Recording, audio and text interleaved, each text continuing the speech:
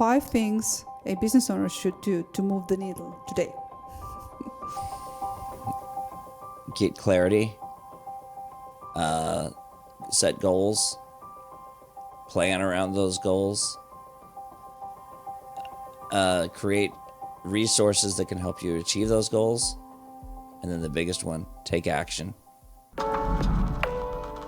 Welcome to the Powerful Marketing Tips Podcast, created for overwhelmed business owners who want to build, run, and organize their marketing for good. And here's a brief overview of our guest. Here's a question for you. How do you measure success? An even better question might be, how do you align your goals and achieve them? Well, Paul Kirch has some answers for us. Paul hosts a top 10 business podcast show, Boss Academy Radio, which led to the founding of Boss Academy, an entrepreneurial accelerator success program designed to give small business leaders and entrepreneurs real business ownership success strategies, which is what Boss stands for. Through this amazing community, Paul delivers resources and opportunities to members which accelerate business and personal growth in an empowering environment. He's also a contributor to the business learning application called Advisor, which is a value-added partner of Boss Academy. You're going to find this time well spent. Hi friends, it's Marilis here. A small business owner, especially with a new business, will have a ton of responsibilities. The truth is that you will naturally find yourself handling all kinds of different tasks, being pulled in multiple directions at the same time. And even if you prioritize tasks, you may still find yourself by the end of the day that you did all kinds of things, but didn't really do the things that would help your business to grow. So today we will have a discussion about how to move the needle and work toward your goals effectively. Welcome, Paul, to our podcast. Marlies, thank you. It's great to be here. Thank you. So, Paul, could you briefly tell us something about yourself that was not in the introduction already? We would love to get our guests personally too. So maybe you can share where you are, maybe something about your hobbies or what you ate for breakfast today. Oh, wow. I don't think my breakfast is that exciting. I'm just drinking a latte right now. But yeah, I live in Fort Worth, Texas in the United States. And I have 2 children. One is a 13-year-old boy and an 11-year-old daughter, and 11-year-old going on 19. They test me every day, but I'm a blessed divorced father of 2, and I spend a lot of time with them. In terms of hobbies, I love to golf and I play billiards. Actually, one thing that I don't talk about a lot, but in college, I played in the college national championships of pool billiards, and I ended up playing competitively for many years before I gave it up and really focused on business. Wow, that's great. I didn't know that about you. Thanks for sharing. So let's dive into today's topic. And I was thinking where to start. I would start with talking about being busy, because we are always busy, right? And but the goal is not to be busy. The goal is to be productive. What are your thoughts here? Let's talk about being busy all the time. You know, it's really interesting. I went through a period where I was probably not as focused and committed to what I was doing. After the divorce, I actually had a top 10 business podcast show that I hosted that I gave up during the time when I got divorced because I just couldn't manage everything in my life. I became a single father. I had a couple of businesses I was running. And so I should put the show on hold, and I really focused on giving myself downtime. And it was good at the time, but it created kind of patterns that became problematic. And then once I broke those patterns and I really started focusing on goal setting and focused on getting myself back on track, I went to the opposite extreme where I was just, burning the candle at both ends and burning myself out. But I was loving what I did, so it kept me going. But I think you have to have, balance is not something that's reality for most people. I mean, having balance, it's a figment of most of our imaginations. What is balance? But finding a way of working hard, but also making time for yourself, making time for others, I think it's so critical. But why is it that we talk about that a lot? It is critical to take time, for yourself and just to take some time to think, meditate, just to really structure the thoughts that are there in our heads every day. But still, it's much more comfortable to be busy, with, I will answer that email, I will do this and that, and then I will take this time. So what are the very practical things you have seen works very well in order to make that happen, that we take that time? So one of the members of my community, Boss Academy, is a gentleman by the name of Joe Sosinski, and he's one of the top business coaches in the United States, if not even around the globe.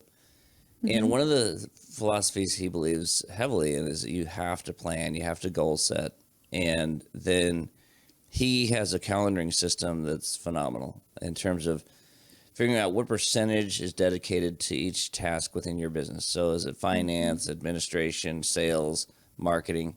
Figure out those percentages and then create blocks of time throughout your week and then live within those blocks. And if you have to move a block, you move the block. You don't just move a moment. So in other words, if you've got a 3-hour block that's dedicated to sales and you decide to work on another project, you don't just take 30 minutes out of that block, you move that block to somewhere else. That kind of discipline is hard for a lot of people to master, but if you actually start to implement the strategies like that, it's transformative, because now all of a sudden your busyness is dedicated to a purpose. It's dedicated to an actual task, and it's dedicated to something that's bigger than just filling time.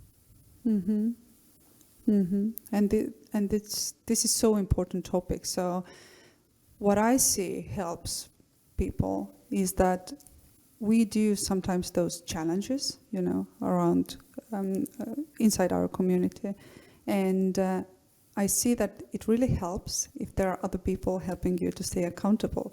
And the first step that I have seen is very good, is to start building this habit, setting aside this time for yourself. We call it MIP time, which is not the VIP, but the MIP stands for most important person, which is yourself, right? So you just need to take this time, and you don't see or feel the effect before you haven't done that, right? So you need to take like 21 days, and you just take this 1 hour every day and try to, understand your thoughts, your plans, your ideas, and if you are doing that, in a group or even with a friend, it already helps you to stay accountable and share your ideas with a friend that, oh my God, I really took that time and it's amazing. I have amazing thoughts I didn't even know because I was always so busy. Yeah, and it's really interesting you mentioned the 21 days. There's a lot of science around creating a habit. It's, I think 21 to 23 days, whatever it ends up being. But I was just talking to somebody who had kind of tested that theory, and he started working on creating not just a habit, but creating something that became automatic in his life. And so he, for 21 days, was doing this task every single day. And at the 21-day mark, it really started becoming more habitual. But he kept going and he kept tracking. And at 83 days is when he noticed that it became automatic. He never had to think about it anymore. It became part of his routine. So often we target that, that 3-week period thinking we're going to create a habit that's lasting a lifetime. But those habits can be easily broken. But if we want to keep going, it takes more time to build it into something that becomes just automatic in our life. Of course. Yeah, I love that. So what is the next thing we should think of when it comes to really working toward our goals? So let's agree that the first thing is to take time, right? Not to be busy. So imagine we will take this an hour every day to really plan. So because I love the saying, by the way, if you fail to plan, you plan to fail. Yeah. So this is also something that really, resonates with me here. But what is the next step? How can we measure, or how should we really work towards our goal? It's not about just thinking, right? Yeah, I think we have to be fair to ourselves, and we have to be honest with what we're doing. You mentioned taking an hour for planning a day, which is on the surface sounds like, yeah, I'll set an hour a day, but an hour is a lot. I don't spend an hour a day planning because once you set your plan for the week, I review it in the morning, and then I'll, at the end of the day, look back at what I got done and look what I have to do tomorrow. And I'll spend maybe 30 minutes total, because you get to the point where you can kind of streamline a lot of things. Now, if it's something major, you're launching, you're building out something new, you might have to spend more time on that. But I think I have to set goals that are attainable for me, because if I don't, they're not going to happen. If I make them too big, too monumental, it's like, yeah, an hour a day sounds great until you actually get into a day where you're spending 7 hours that day on calls, and you're doing all this administrative stuff, and you go, now I got to plan for an hour. It's too big a task, right? You need to make it more bite-sized. So that's where I focus, is knowing me, knowing what I'm capable of, knowing what works for me, and then working within that. That's a really great starting point for that next step of it. Yeah, it is. Well, this 1 hour may work while you are building this habit, right, during the 21 days. But I just recently talked to somebody who had a goal to write a book during 1 month, and he took 1 hour every day, and he managed to do that, actually. So that's a great example. Yeah, and I think, like I said, it comes down to the individual, and I think you have to be honest with yourself. I think we're capable of lying to ourselves about anything and everything, convincing ourselves things are possible, convincing ourselves that, well, I haven't been able to do that up to this point, but tomorrow I'm going to change. I'm going to do it differently. And then this is why I'm not a big fan of to-do lists. To-do lists are important. I get it. You have tasks you need to get done. You need to track them somehow. But if we live by to-do lists, what often happens is we get to the end of the day and we have all these tasks that didn't get done. We say, well, we'll move them till tomorrow. Then tomorrow comes and we're moving them again. And then eventually get to the point where those things that seem so important when you put them on the to-do list keep getting pushed and pushed and pushed. And now they're diminished in terms of their quality, their importance. To-do lists are a very dangerous thing if we live by it. I think to-do lists still matter, but that's why it's really important to set real clear schedules for things, blocks of time where you focus on it. And then if you're not getting it done, then it's on you, and that's your challenge. But to-do lists themselves are really kind of problematic for a lot of people. But both ways, I really need to have this great discipline in order to follow my own goals, because as you mentioned, we are lying to ourselves, and we are finding those excuses every day. Why is it good to procrastinate today, or why it's not a good day to do this or that, what we have planned. So do you see that having a mentor, coach, friend, whoever is crucial here? Well, I think that throughout any part of your business, you need to be surrounded by people that lift you up. I have had coaches. I've been a part of mastermind groups. I run a mastermind group, our community that we help lift each other up. I think it's important that you build a network or a system of support. And does that mean you have to have a coach? Maybe not a coach, but you need somebody that you can go pick up the phone and call. I've got people that we help each other, support each other every day. Like if I have an issue, I'll pick up the phone and call one of my colleagues and I'll say, hey, here's what I'm working on, or I'm really just got off this call and it was a bad experience. What do you think? And then they'll give me a perspective that helps get me back in that right frame of mind. But I do think coaching is important, and I think mentorship is important. But through different periods of your life, you're probably going to have different needs. And I've had times where I've had a business coach that was amazing. And then all of a sudden that person got pulled in other directions. And you kind of feel like the rug's pulled out from underneath you a little bit when you lose that support person. So that's why you always need to be building a network of support around you. And that's why I built Boss Academy, because if somebody is doing great and things are going good for them, they don't feel like they need support. But when that tide changes or they face struggles, they feel like they need support around them. It's hard to just jump in and build that. So build that network around you that's there all the time. So when that tide does change and you're facing challenges, you've got people you can pick up the phone and call. You've got people you can turn to. And I think it's important. Sure.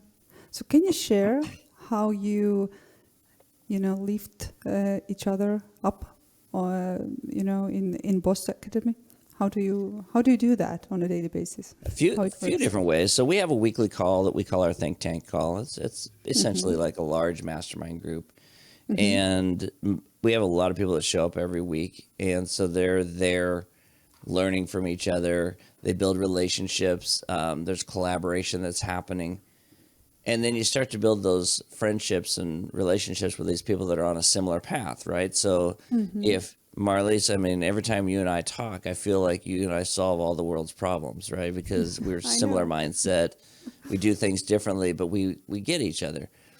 And it's so empowering. And I know empowering has become a word that is very feminine in nature, but I think empowerment is so important. So I think that the people in the community, let's say you're really struggling with the sales side of your business. Well, now you know people that are sales experts that you can call, and you know them well, so you can call them and you can have that kind of correspondence. Or somebody that is a branding expert. Well, we have those people in our community. So the fact that the community has been built around different people of different backgrounds, there's people there to support from different areas. And I didn't even know this was really happening through the membership until one day I started listening to the conversations. And I just spoke with Deb. I just spoke with Yvonne. I just spoke with Brian. And these conversations were happening because they needed support in different areas. And then the more that they did that, the more they got to know each other, the more they liked each other, and the more that it just became a natural place of supporting and lifting each other up. Because I think we're all on a shared mission, right? If you're an entrepreneur, a small business owner, in some way, depending on your nature, you're trying to serve in some capacity. It's not all about just earning a few dollars. Yes, there's some people out there that's the way they operate, but those people don't tend to do well in a community. So if you're in a place where you're trying to serve, you're trying to make a difference, you want to help your clients and leave a mark on the world, you're like-minded with those people around you. And so it just becomes very natural to lift each other up. Love that. And inside those groups, there is a certain level of trust, what really is needed. But of course, when people meet every week or even monthly, that's the only way how you can really build that trust, right? But do you work also with a certain goals? Do you have like a KPIs you follow or something like that? We don't really create, within Boss Academy, we're not really driving KPIs, but one of the things that I do is I create content or opportunities, and I don't always provide the content myself. I'll bring in speakers, like I might bring you in to talk about a topic. So every month we're having at least a couple of workshops that are built around ideas that are areas that people need support. They need to move the needle in their business. And so like today, we're having a workshop around video strategy, building a video strategy into your business. We've got a gentleman by the name of Dan Bennett coming in. He's an amazing video expert, and he works with entrepreneurs. And so many people don't show up well on video, not because they don't look good, but because they use virtual backdrops that are fading, their faces disappearing, they're lifting up their drink and the drink disappears in their hands. They've got a pet running in front of their face. So those are things that are easily addressed. But then the deeper side of it is, what's the strategy you need to be successful with video today? Because it's ever changing. The idea that you just put up a video, stick it on YouTube, and you're set. That's not necessarily the case. So how are you using it? So every month we're focused on content that is designed around helping move the needle in areas of your business. And the content comes from the people who are there, so they can actually, give you some ideas that, Paul, next time we should talk about videos or SEO or, sales or... Yeah. Well, that and conversations I have with people, because I do a lot of networking when I'm talking to people and I'm going, oh, wow, what you're doing is amazing. We need to have you in as a speaker. We just had somebody in that she's a fractional COO, Chief Operations Officer, and she helps build strategies and systems within businesses. And that's an area where so many people fall short. And so she came in and spoke about that process. So it's really around either expressed needs from the community or things that I come across that I say, yeah, we've got to have this person in to speak. So yeah, it is important to really understand, different aspects in your business. And of course, we need to learn and we need to understand, what is happening around us. But let's be honest, everything... it is hard to do everything at once, and of course it's not a good idea. But even if you need to do something, it requires a certain level of change, and change is always hard, right? So how do you help people to make this change happen? Because I know you talk about, how to measure change even. So how do you do that? Please share. So Boss Academy, the community today, started as a radio show back in 2014 that I hosted that became a top 10 business podcast show.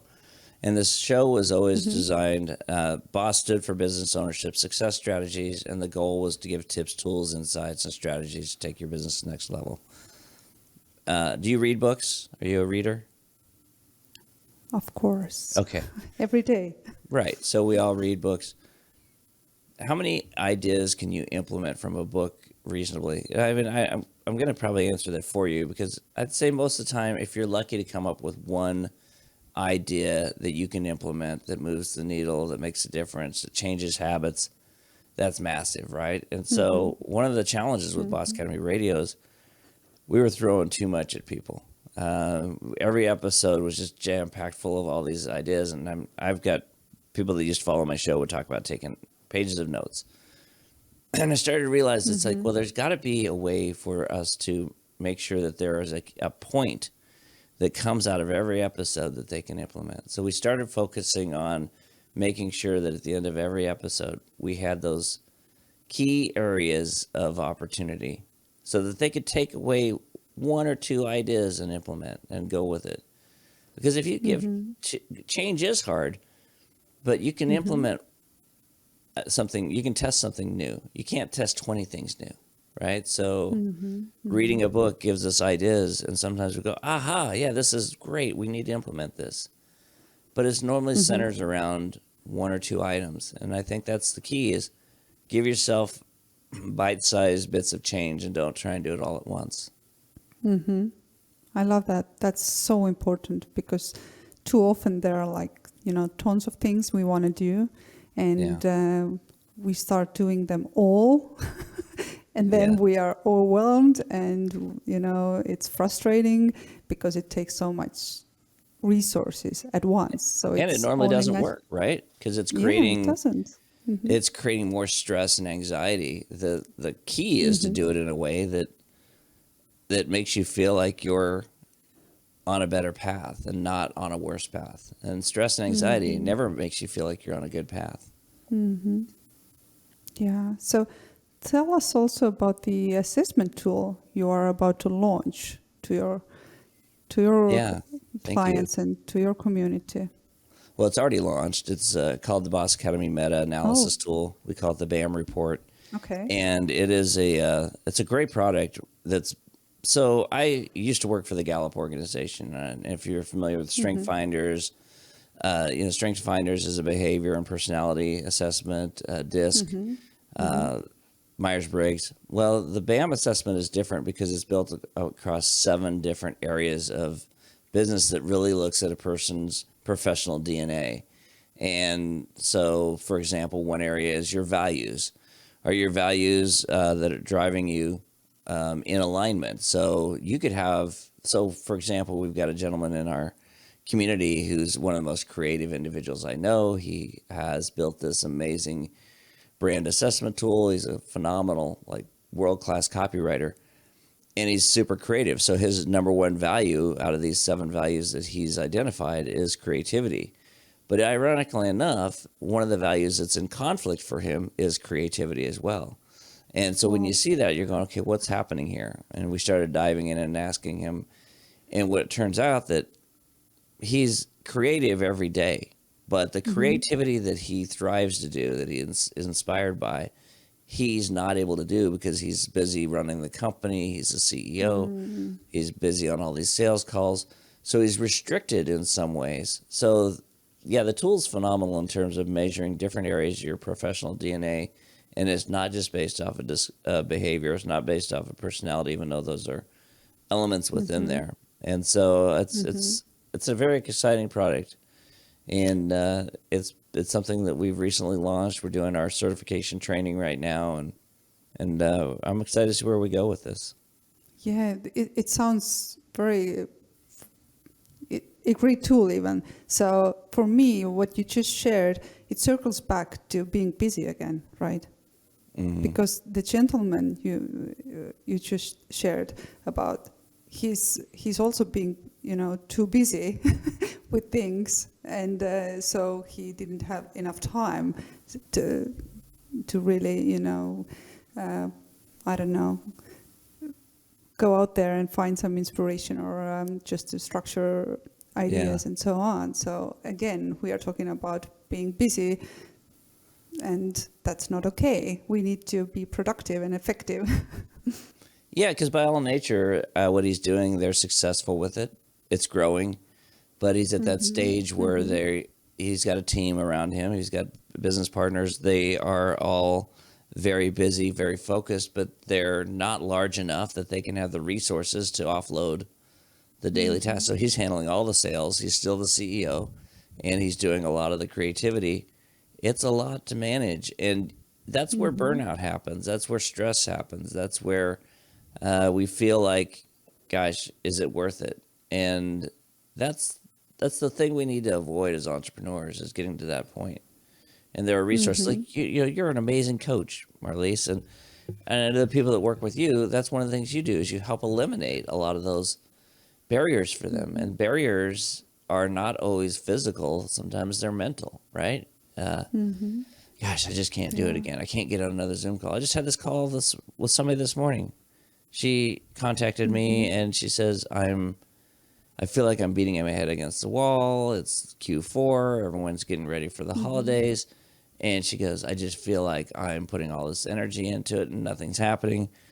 And she says, I feel like if I have to get on another Zoom call, I just want to jump off a roof. And it's like, oh, I hate hearing her say that, but I understand where she's coming from. But this is where she needs to step back, block out time for her to focus on areas that are more productive. Because when you're feeling unproductive in sales and you just keep going harder and harder and harder and it's more unproductive, it's demoralizing. It beats you down. So sometimes you need to step away from those things that are an anchor.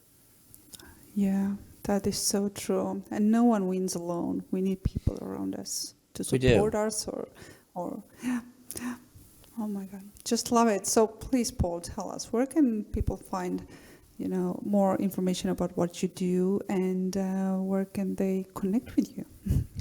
Well, I'm out on LinkedIn. If you go out to LinkedIn, I'll share my link with you, Marlise. You can put it in the show notes. Paul Kirch. Yeah. The best way is probably go to bossacademy.com and try and connect with me there. Or you can come out to paulkirch.com, and that's paulkirch.com. And if you opt in there, you'll get direct contact with me, and we'll schedule time and love to help you on your journey. Yeah, thank you. So, Paul, before we go to the last part of the 1 minute podcast, please share what's next for you. What upcoming project are you excited about for 2023 maybe? Well, we're like I said, this certification program with the Boss Academy Meta is something that we're focusing on right now. And I see a lot of collaboration opportunities happening in 2023. So I plan to expand my coaching business and hopefully grow Boss Academy. And within there, there's a lot of opportunities just because of the connections within the community. So I see a lot of that growing. Wow, that's great. Thanks. You're welcome. But are you ready for a 1 minute podcast part now? All right, let's do it. So I will ask 3 questions and you have only a minute to answer each of them, not all together. Okay? Let's do it. So please share a song that inspires you and why. Comfortably Numb by Pink Floyd. And why? Because the guitar riff in that, the solo by David Gilmour, has always just been this, like you talked about meditation earlier. It's like when that part's going off, I just get deep in thought, and it's a song that's always inspired me. Perfect. Thank you. It will go to our Spotify list for sure. So next question. A quote you think our listeners should know and why?